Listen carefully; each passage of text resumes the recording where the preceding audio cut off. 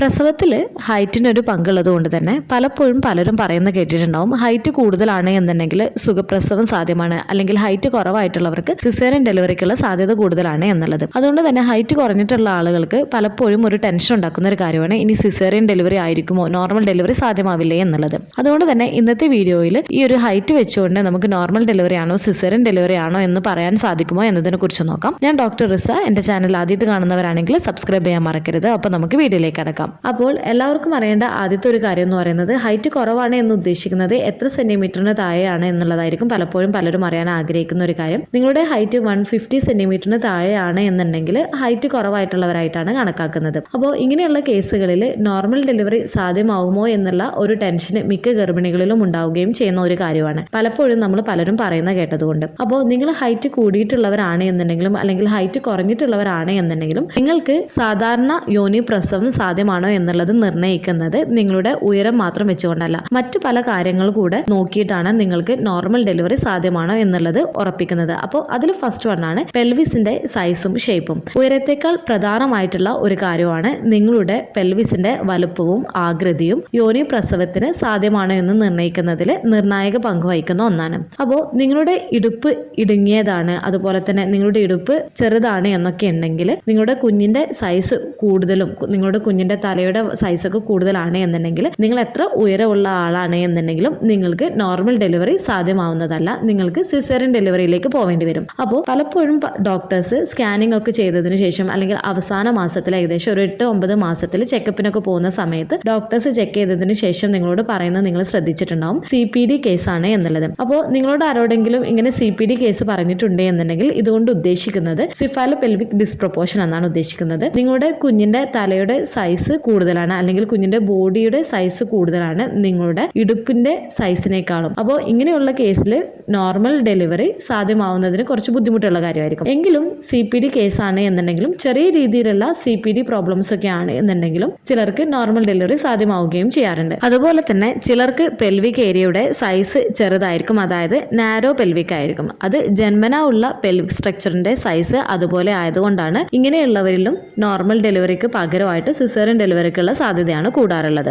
Second, കുഞ്ഞിന്റെ സൈസും അതുപോലെ തന്നെ കുഞ്ഞിന്റെ പൊസിഷനുമാണ്. നോർമൽ ഡെലിവറിക്ക് വേണ്ടിയിട്ടുള്ള ഒപ്റ്റിമൽ പൊസിഷൻ ആയിട്ടുള്ള സിഫാലിക് പൊസിഷൻ, അതായത് കുഞ്ഞിന്റെ തല താഴെയും അതുപോലെ തന്നെ കൈകാലുകൾ മുകളിലായിട്ടുള്ള പൊസിഷനിലേക്ക് ആവേണ്ടത് നിർബന്ധമായിട്ടുള്ള ഒരു കാര്യമാണ് നോർമൽ ഡെലിവറിക്ക് വേണ്ടിയിട്ട്. അപ്പോൾ കുഞ്ഞിന്റെ പൊസിഷന് ഈ ഒരു സിഫാലിക് പൊസിഷനിലേക്കായിട്ട് കുഞ്ഞുങ്ങൾ ഏകദേശം ഒരു 36-38 ആഴ്ചയുടെ ഉള്ളിലായിട്ട് കുഞ്ഞുങ്ങൾ ഇടുപ്പിലേക്ക് ഇറങ്ങിയിട്ട് കുഞ്ഞിന്റെ ഹെഡ് കൊടുക്കുന്ന ആ ഒരു പ്രഷർ കാരണമാണ് സെർവിക്സ് ഓപ്പൺ ആവുകയും ചെയ്യുന്നത്. അപ്പോൾ ഇങ്ങനെ 10 സെന്റിമീറ്റർ ഓപ്പൺ ആയാൽ മാത്രമാണ് നോർമൽ ഡെലിവറി സാധ്യമാവുകയും ചെയ്യുകയുള്ളൂ. അപ്പോൾ അതിന് ഏറ്റവും ഇമ്പോർട്ടൻ്റ് ആയിട്ടുള്ള ഒരു കാര്യമാണ് കുഞ്ഞിന്റെ പൊസിഷൻ കറക്റ്റ് ആവുക എന്നുള്ളത്. അപ്പോൾ ഈ ഒരു ഡെലിവറി നടക്കുന്ന സമയത്ത് കുഞ്ഞിന്റെ പൊസിഷൻ കറക്റ്റ് ആയിട്ടില്ല എന്നുണ്ടെങ്കിൽ നോർമൽ ഡെലിവറി സാധ്യത കുറവായിരിക്കും. അതുപോലെ കുഞ്ഞിന്റെ സൈസ് കൂടുതലാണ് എന്നുണ്ടെങ്കിൽ, കുഞ്ഞിന്റെ വെയിറ്റ് ഏകദേശം ഒരു 4 kg ഒക്കെ ഉണ്ട് എന്നുണ്ടെങ്കിൽ നോർമൽ ഡെലിവറിയേക്കാളും സാധ്യത സിസേറിയൻ ഡെലിവറി ആയിരിക്കും. പക്ഷേ ചില ഗർഭിണികൾക്കൊക്കെ കുഞ്ഞിന്റെ വെയിറ്റ് 4 kg ഒക്കെ ഉണ്ട് എന്നുണ്ടെങ്കിൽ പോലും നോർമൽ ഡെലിവറി സാധ്യമാവുകയും ചെയ്യുന്നതാണ്. എന്നാൽ ഈ ഒരു കേസിൽ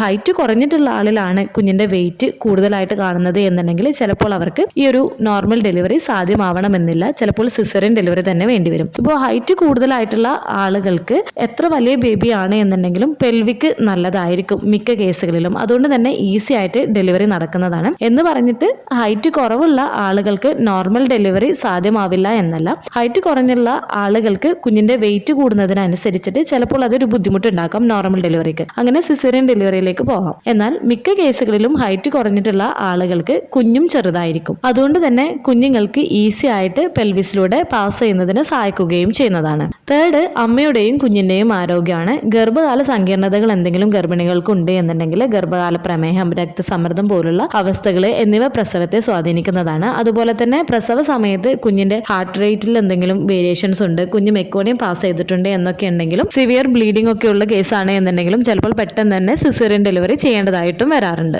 അടുത്തത് പ്രോഗ്രഷൻ ഓഫ് ലേബർ ആണ്. സങ്കോചങ്ങളുടെ ശക്തിയും അതുപോലെ തന്നെ ഫലപ്രാപ്തിയും പ്രസവത്തോടുള്ള കുഞ്ഞിന്റെ പ്രതികരണവും ഉൾപ്പെടെ പ്രസവം എങ്ങനെ പുരോഗമിക്കുന്നു എന്നത് തീരുമാനിക്കുന്നതിനെ ബാധിക്കുന്ന ഒരു കാര്യമാണ്. ചിലപ്പോൾ ഗർഭിണികൾക്ക് ഒരു 5 അല്ലെങ്കിൽ ഒരു 7 സെന്റിമീറ്റർ വരെയൊക്കെ സെർവിക്സ്, അതായത് ഗർഭാശയമുഖം ഓപ്പൺ ആയിട്ടും പിന്നീട് അങ്ങോട്ട് വികസനം ഇല്ല എന്നുണ്ടെങ്കിൽ ഡോക്ടേഴ്സ് കുറച്ച് സമയമൊക്കെ ട്രൈ ചെയ്യുന്നതാണ്. എന്നിട്ടും മാറ്റമൊന്നും ഇല്ല എന്നുണ്ടെങ്കിൽ ചിലപ്പോൾ സിസേറിയൻ ഡെലിവറിയിലേക്ക് പോവുകയും ചെയ്യുന്നതാണ്.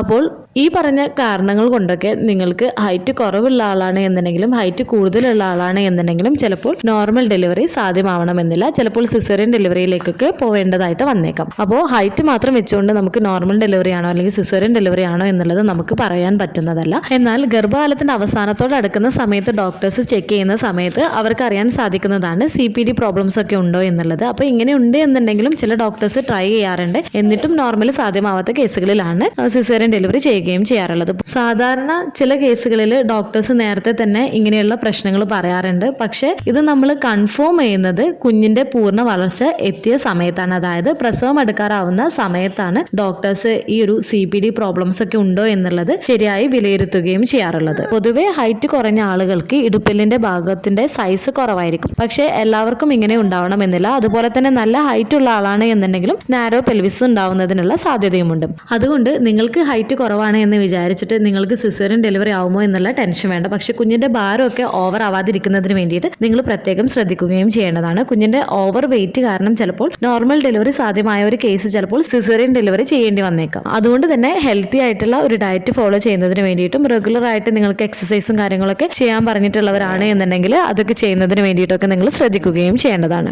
അപ്പോൾ നിങ്ങൾക്ക് ഹൈറ്റ് കുറഞ്ഞിട്ടും നോർമൽ ഡെലിവറി സാധ്യമായിട്ടുള്ളവരാണോ അല്ലെങ്കിൽ ഹൈറ്റ് കൂടുതലായിട്ടും സിസേറിയൻ ഡെലിവറി ചെയ്യേണ്ടി വന്നവരാണോ എന്നുള്ളത് താഴെ കമന്റ് ചെയ്യാൻ മറക്കരുത്. അപ്പോൾ ഒരു ഗർഭിണിയുടെ ഉയരം മാത്രമല്ല സാധാരണ യോനി പ്രസവിക്കാനുള്ള അവരുടെ കഴിവ് നിർണ്ണയിക്കുന്നത് എന്നുള്ളത് ഈ ഒരു വീഡിയോയിലൂടെ നിങ്ങൾക്ക് മനസ്സിലായിട്ടുണ്ടാവുമെന്ന് വിചാരിക്കുന്നു. വീഡിയോ യൂസ്ഫുൾ ആയി തോന്നിയിട്ടുണ്ടെങ്കിൽ മറ്റുള്ളവർക്കും കൂടി ഷെയർ ചെയ്ത് കൊടുക്കുക. എന്തെങ്കിലും ഡൗട്ടുകൾ ഉണ്ടെങ്കിൽ കമന്റ് ആയിട്ട് ചോദിക്കാവുന്നതാണ്. അടുത്തൊരു വീഡിയോയിൽ കാണുന്നത് വരെ ബൈ.